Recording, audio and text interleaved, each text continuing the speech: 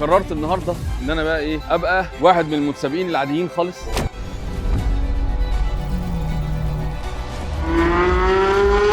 يلا رجاله،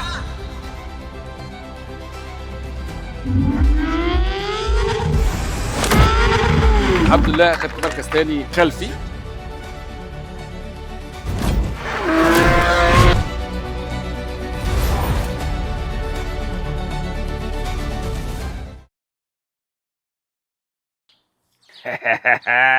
صباح الفل والياسمين يا حلوين، عاملين ايه يا جمال يا شطار يا احلى حاجه في التاريخ؟ النهارده فلوج في الخباثه، اسمه فلوج الخباثه. ليه بقى فلوج الخباثه؟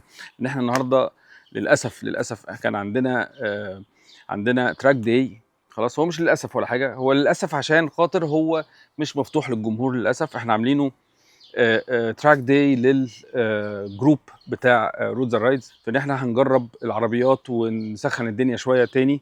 فعشان طبعا زي ما انتم عارفين، عشان نعمل قصه الجمهور والقصه دي كلها بتبقى محتاجه ترتيبات تانية خالص وموافقات وقصه كبيره. فالنهارده قلت برضو ما ينفعش ان انا ما اصورلكوش الفيديو ده واليوم ده.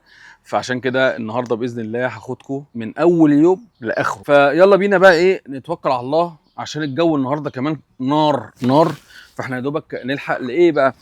احنا هنعمل 2 ميتنج بوينتس، في ناس في زايد هيتقابلوا وهيتجمعوا بعضيهم، بعدين يروحوا على التراك. النهارده التراك هيبقى في القياده الامنه في حلوان، والناس اللي في التجمع ومصر الجديده وكده هيتقابلوا عندي قدام البيت، ونبتدي نتحرك ان شاء الله على طول.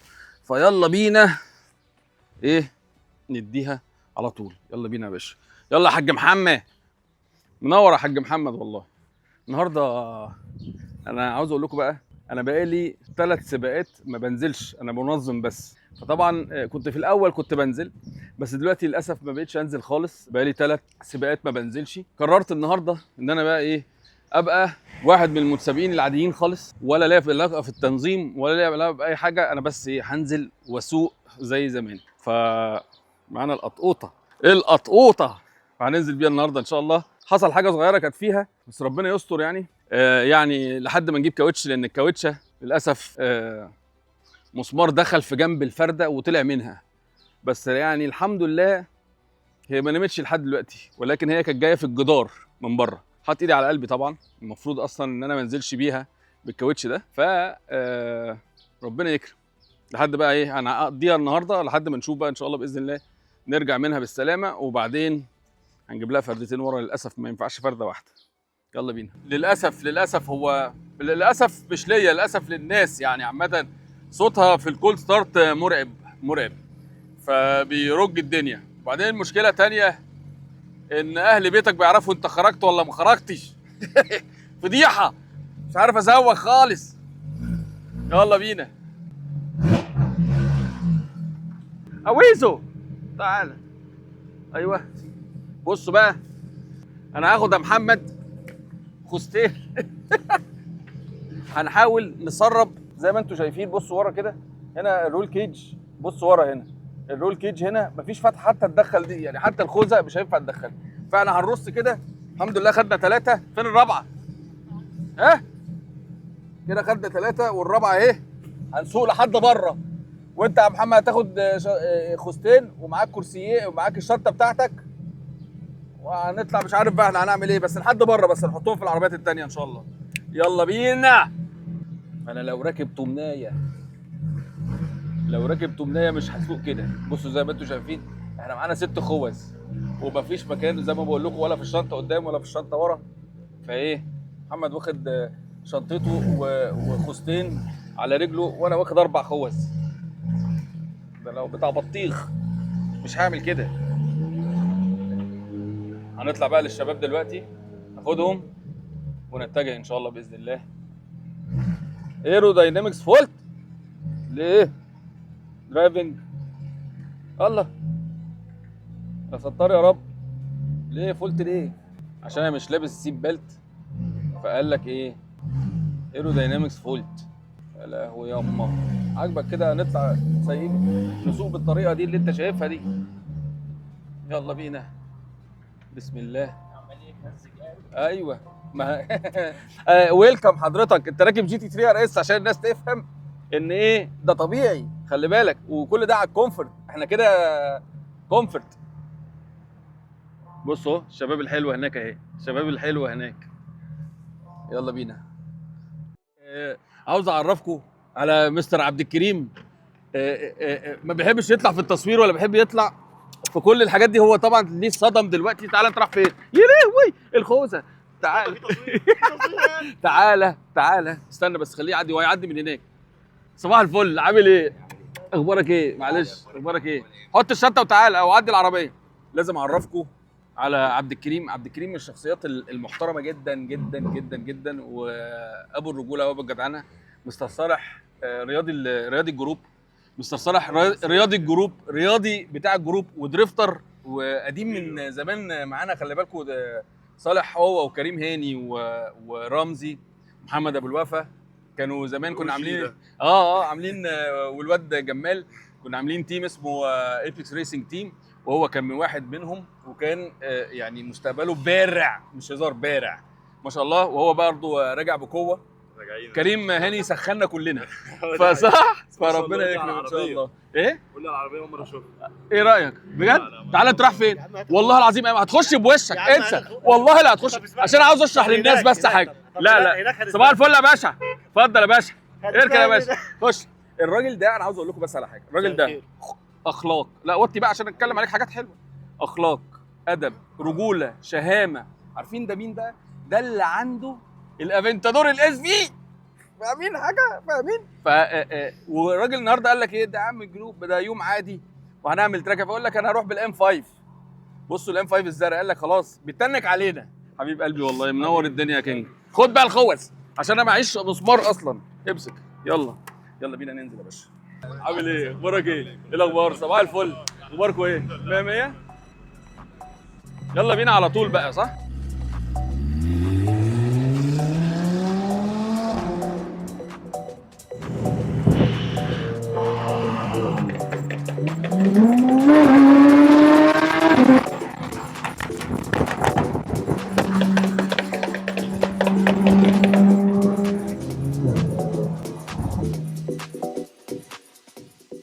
اتحركنا زي ما انتم شايفين، احنا ماشيين على السرعه المقرره عشان يعني بنحب نجمع مع بعضينا ونطلع مع بعض كده جروب ونمشي يا لاين واحد يا لاينين، عشان خاطر نبقى محافظين على ان في مساحات للحارات التانيه ان الناس تقدر تتحرك فيها، وما نبقاش قافلين الطريق. في نفس الوقت نبقى محافظين على السرعه القانونيه للطريق. زي ما انتم شايفين دلوقتي اهو احنا ماشيين على 124 معديين السرعه ب 4 كيلو، فربنا يستر. وبعدين احنا اتجمعنا عند البيت، وبعدين نبتدي نطلع مع بعض نروح على التراك من الشباب اللي في التجمع وبس كده. وطبعا الرايدات انا اكتر من اكتر الحاجات اللي بحبها في حياتي صراحه الرايدات، لان كمان لما بنبقى ماشيين يعني بطريقه منظمه وبطريقه كويسه بتبقى حلوه، بتبقى لطيفه جدا، وبتبقى الشكل العام بيبقى شكله حلو وشكله جميل يعني. زي ما انتم شايفين الامات بقى، الامات منظر. انا بحب يوم الرايد دي من اكتر الحاجات اللي بتخلي الواحد يطلع كده ويفك. اولموست وصلنا يعني، الحمد لله وصلنا بالسلامه. التراك ده كمان فيه بقى كذا ميزه، ميز كتير حلوه.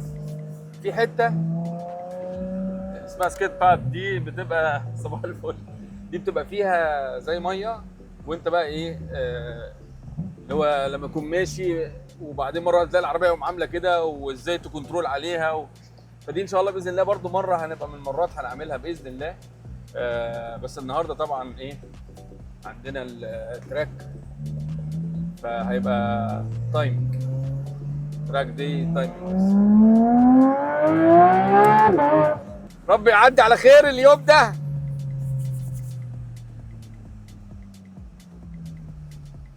انا اليوم ده اصلا دايما في اي سباق دايما ببقى ستريسد جدا، فيمكن انا حتى هتلاقوني مشدود شويه، بس يعني هو نعمه وفضل من عند ربنا ان ايه النهارده انا نازل اسوق، مش مسؤول عن حاجه خالص. اول مره يعني من اول ما ابتدينا نود الرايدز كنت كنت دايما انا اللي ببقى شايل الهم وشايل مسؤوليه ولازم اركز واحاسب دي وشيل دي وحط دي فالنهارده اليوم مختلف بالنسبه لي يعني.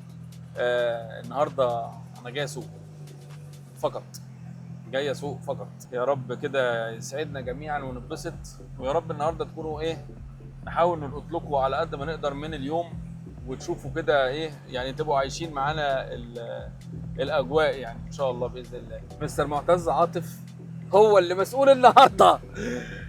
مارشميلو الاسطوره، مارشميلو الموتور سبورت، مارشميلو بس هو بيضحك بيه، بس خدوده عامله ازاي، اقسم بالله قمر والنعمه قمر.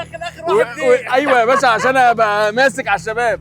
ازيك يا كينج؟ يلا انت رقم كام يا يحيى؟ بقول لك ايه، مش محتاج مساعده ولا حاجه، انا خايف لا تحتاس، انا خايف لا تحتاس من غيري. رقم كام؟ انا ما اعرفش، لا رقمك في الليسته ما اعرفش يا عم، الراجل غلبان يا عم انا. فمعتز عاطف هو النهارده ان شاء الله هو اللي ايه، هو وشادي اسامه. شادي اسامه طبعا يعني المعلم، معلم التراكات. طلع من تحت ايده، بص هناك اهو، بصوا واقف هناك، بص واقف، بص دايما هو ليه تكشيره طبعا معينه، بص بيبقى عامله ازاي، وبعدين ده لازم يفرد ايده، بص اكنه مثلا ايه بادي بيلدر. بادي بيلدر، واخد بالك ازاي؟ بص لازم شبح الاشباح، ده شبح الاشباح، وبعدين تلاقيه ماشي كده. ايوه. كينج ربنا. انت سحت من اولها ها؟ ايه الدنيا يا جماعه؟ مستر شادي اسامه هو اللي يعني طلع من تحتيه اجيال كامله واسماء كبيره في السباقات، وبقوا متسابقين جامدين يعني. وطبعا انا من اولهم يعني، انا برضو متعلم طبعا من شادي. شادي ياما ساعدني. يا نهار اسود يا نهار اسود يا نهار اسود. لا والله بجد ده اخويا الكبير وحبيبي، وليه فضل علينا كلنا، وليه فضل على الموتور سبورت كله بجد، وسمعته طيبه وجدع، ويعني بني ادم سوي الخلاصه يعني. بس فالنهارده بقى هو اللي متولي القصه، هو ومعتز عاطف، وانا النهارده متسابق، فهيعاملني النهارده معامله، بصوا بقى، معامله زباله. مش هيسيبني النهارده، يقول لي ارجع تايم، وبعدين هو فدائي، هو اصلا بينط ليترلي، هو بينط قدام اي عربيه يعني، هو فدائي يعني. شودز والله بجد ثانك يو على اللي انت عملته يعني من امبارح، والتراك شكله حلو، والنهارده بقى طبعا ربنا معاك يعني. كام بقى شويه دول كده اللي انت ايه بكام؟ هباخد حسابي بعدين، هباخد حسابي بعدين يعني. شوفني كده في التايمات بالله عليك يعني، ثانيه ثانيتين. الحمد لله اجواء جميله ولذيذه، وان شاء الله باذن الله التراك الجاي باذن واحد احد ان شاء الله هتبقوا كلكم معانا بقى ان شاء الله باذن الله. بس زي ما انتم عارفين المواضيع دي بتاعت السباق والكلام ده كله لازم بيبقى ليها سيستم كبير، وليها موضوع بيبقى كبير قوي، بيبقى ليه يعني تنظيم كبير، لان موضوع الجمهور ده لوحده بيبقى محتاج، انتوا مش فاهمين يعني. انت بتيجي بتتفرج بس انت مش عارف ايه اللي بيحصل او ايه اللي بيتم، عشان نعرف ان انت تبقى بتتفرج وانت في امان وسيف، وفي نفس الوقت تبقى مرتاح، واحنا برضو متسابقين يبقوا مرتاحين، وكل واحد يبقى قاعد، حتى الجمهور اللي في ناس منهم بيبقى ناس كبيره، في منهم اطفال صغيره، فيبقى الموضوع سيف لكل الناس يعني. ان شاء الله باذن الله الموضوع يعدي على خير النهارده يا رب. يا رب ادعوا لي كده اعمل لي اي تايم حلو يا رب، والفرده ما تفرقعش بيا عشان فيها مسمار قد كده.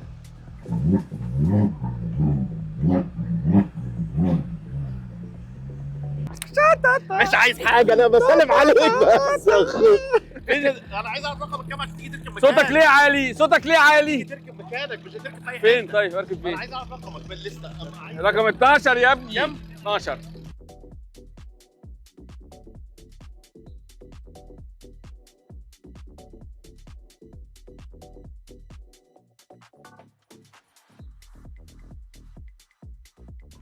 النهارده في امات كتير عكس المعتاد. بص اثر لون القمر دي، بص يا باشا القمر. طبعا اكيد انت اكيد فارمها اكيد. بص كله بتوع الامات كلهم، كله خبز بقى لقم ايه، بص كله طبعا ايه دايس عشان يبقى ايه اكزوتك كيلر. عندك الجي تي 3 اللون ده برضو تحفه تحفه تحفه. خلاص بتاعت عبد الله فوزي، ومتزغزغه طبعا كالعاده. الروما تيربو كيمن ام 5 اف 10، وعندك الجاكور، وعندك يعني معظمهم ايمات، ولسه بقيه العربيات جايه بس. ف ربنا يكرم ان شاء الله.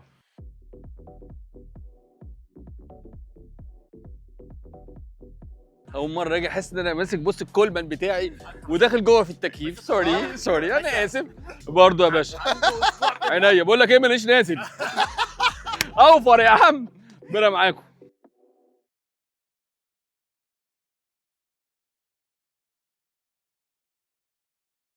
بقول لك ايه، انا بعملها بالطريقه بلدي. ممبرز كم اون هير. بقول لكم احنا هننزل دلوقتي البريفنج، رايحين البريفنج. هنعمل ايه؟ بقى ايه، نظبط كل حاجه ونشوف. البريفنج ده بيبقى عباره عن كل المعلومات عن السباق للمتسابقين، وهنعمل ايه وهنسوي ايه والقصه والحكايه. فايه هتسمعوا دلوقتي، خشوا هتسمعوا كل حاجه. يلا بينا. انا طبعا ماليش دعوه خالص بالتيم مانجمنت خالص، ام اوت اوف ات خالص. انا متسابق زيكم، فبليز لو محتاجين اي حاجه عندنا استاذ معتز عاطف وشادي واسامه. انتوا الاثنين.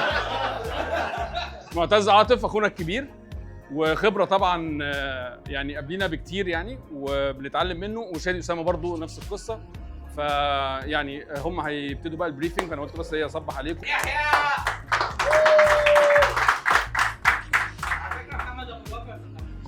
لا عشان عارف ليه. عارف ليه؟ عشان خايف.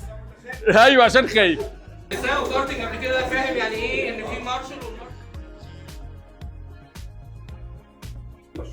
كله هياكل في كله هيعض في كله. ايوه افوفه ده خلاص. الجمال والحلاوه والجدعنه والادب والاخلاق وكل حاجه جاي النهارده. وبعدين كان بيتنك علينا لما من اول ما ايه، قبل ما انا اجيب الجي 3 ار اس، واخد بالك، جاب جي تي 3 992.2. وبعدين ايه راح جاي ايه وانا بلاقينا كان قاعد بيدوس على وشي. هنشوف النهارده.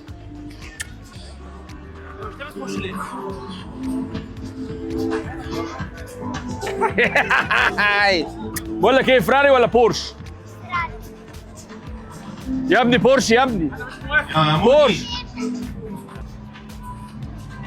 يلا هنطلع دلوقتي نعمل بريد ان شاء الله باذن الله ونظبط الدنيا. خاسس يا حلو شويه بحاول. سلم على عمو زنزون جامد. سيبه جامد. ربنا يبارك لك فيك. فهنروح هناخد لو انتوا سامعيني يعني، هناخد راوند كل العربيات مع بعض. وايه ان شاء الله يوم هيبقى جميل ولطيف ولذيذ ويعدي على خير باذن الله. عاوز اعرفكم ده اخونا الكبير، عمود الجروب، حبيب قلبي، عمود الجروب بتاعنا. انت كل في الكل والله العظيم. طارق بيه ضبا اخونا الكبير يعني. حبيب قلبي، تسلم لي حبيب قلبي، حبيب قلبي. يحيى بارك ايه الله يخليك. يحيى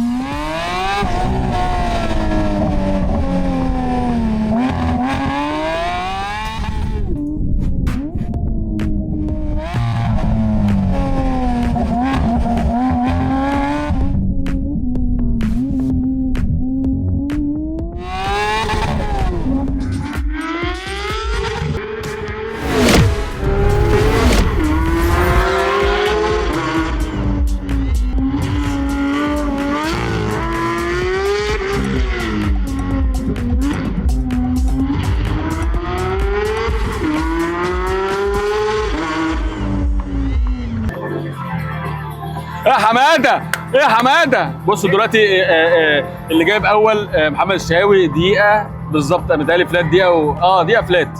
انا جايب دقيقه 0.0 مس 8 من الثانيه.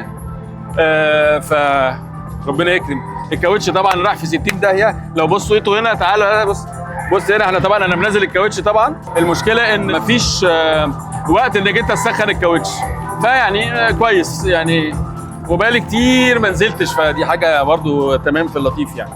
بس ربنا يكرم. نزلنا تراك، ظبطنا الدنيا، عملت كويس طبعا، مش وحش. خدت مركز تاني لحد دلوقتي في اول راوند. حاسب ظهرك عشان هتلبس. المهم الجو ظبط جدا طبعا، بس الدنيا ابتدت تليل، فايه هنظبط الدنيا ان شاء الله. بيتهيألي الناس هتبتدي تسخن، بس واحده واحده. انا مشكلتي في تسخين الكاوتش، بس اخويا الكبير هو اللي نفضني. بس اقف عشان اخويا الكبير جنبك. اضحك، سمعني ضحكتك لو سمحت. مبسوط؟ بس في ناس تانية بقى غلابه كده، واخد بالك اللي هو ايه، هو فرق لسه بقى بناخدهم رايح راجع بس عادي. بس يا صاحبي، يلا يا رجاله.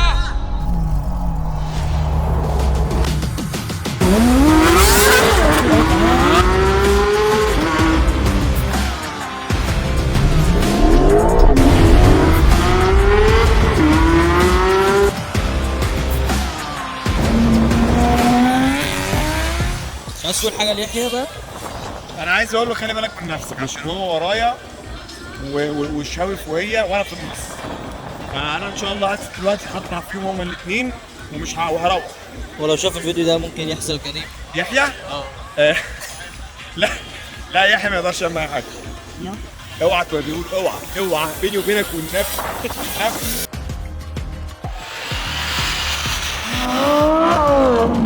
نزلت تاني راوند الحمد لله، والراوند التانية اوحش من الاولانيه.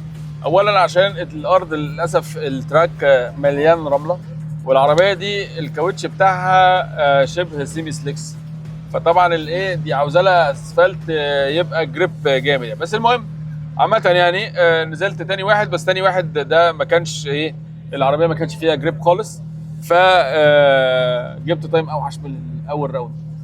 ولكن في الاخر هو المشكله كمان، انتوا لو شفتوا اصلا الجو قلبه مره واحده، في عاصفه الظاهر ولا ايه، وانا اصلا التراب بصوا بيقتلني. بس عامه مبسوطين انطلنا والحمد لله. برضو حتى في الجو ده برضو الشباب قتيله مش عاوزه تغير، بقول لك يا باشا يلا نكمل وبتاع. فالحمد لله الدنيا ماشيه في اللطيف، ومستنيين راوند ثالثه. هجرب راوند ثالثه كده، وربنا يكرم ان شاء الله باذن الله نعمل تايم حلو ان شاء الله باذن الله.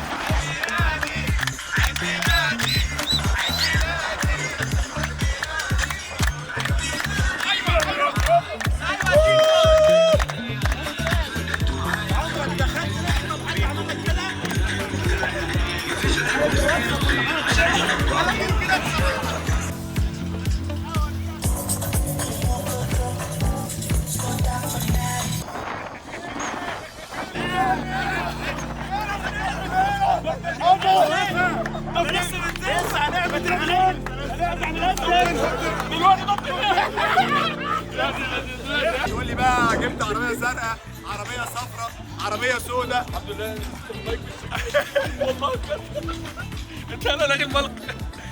قلبهم بقى يمين شمال، دي قصتك خلاص. لكن تيجي هنا وتقف عند ولا لا مش هقدر كده. لا كده انا شفت الشخصيه على حقيقتها. شفت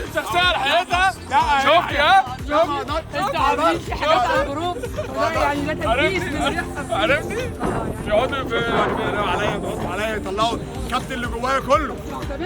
الحمد لله. اليوم النهارده الحمد لله كان حلو قوي، ما عدا طبعا موضوع التراب والقصه دي كلها. بس الحمد لله ربنا كرمنا واليوم عدى على خير. طبعا مش على خير قوي لان محمد ابو الوفا طلع اول واشرف طلع تاني، فدي حاجه مش مبشره خالص. كده كده تكسب اخوك الكبير الحاج محمد. بس الحمد لله كان يوم جميل جدا. نشكر شكر كبير لكابتن معتز عاطف. على جنب يا باشا. اخونا الكبير وكابتن شادي واسامه.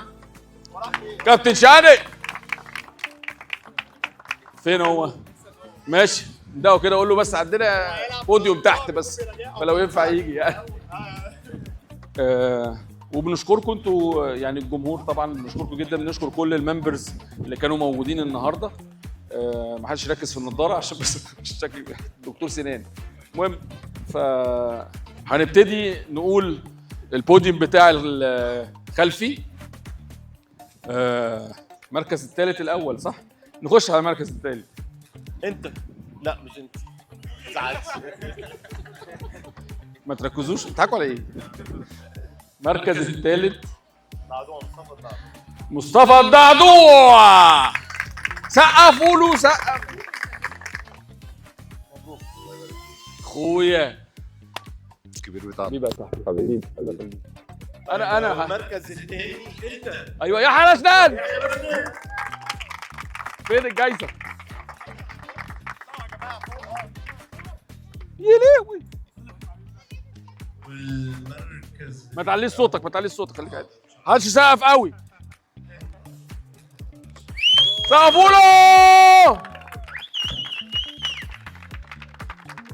خش يا اوفا خش يا اوفا. بص يا دي بقلبي. يعني تعالوا نتفق اتفاق ان انا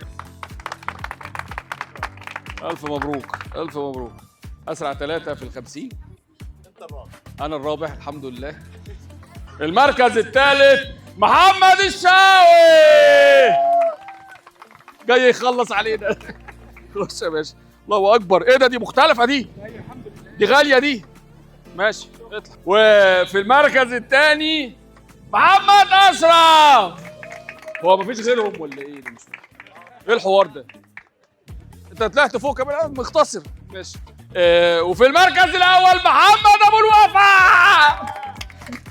محمد الثاني ولا اوعى تقتل. وانبسطنا جدا بيكم. ان شاء الله بقى انتظروا السباق الجاي بجمهور بقى وحاجات بصوا مفرقعه ان شاء الله. خلصنا اخيرا الحمد لله. اخدت مركز ثاني خلفي. اولا طبعا عاوز اقول لكم ان النهارده اليوم الحمد لله طبعا كان صعب عشان الجو والكلام ده كله، بس الحمد لله عدى على خير واتبسطنا جدا جدا. طبعا زي ما انتم عارفين احنا كنا نفسنا ان يبقى في جمهور وفي ناس كتير، ولكن زي ما انا قلت لكم الموضوع بيبقى صعب قوي، بيبقى محتاج تنظيمات كتيره وقصه كتيره، ولكن صدقوني المره الجايه دي هيبقى التراك ده معمول مخصوص عشانكم وهنعمل فيه طرقعه بقى وفرقعه. وعشان كده ما كسبتش طلعت اول بسبب ان انتوا مش معايا. السلام عليكم.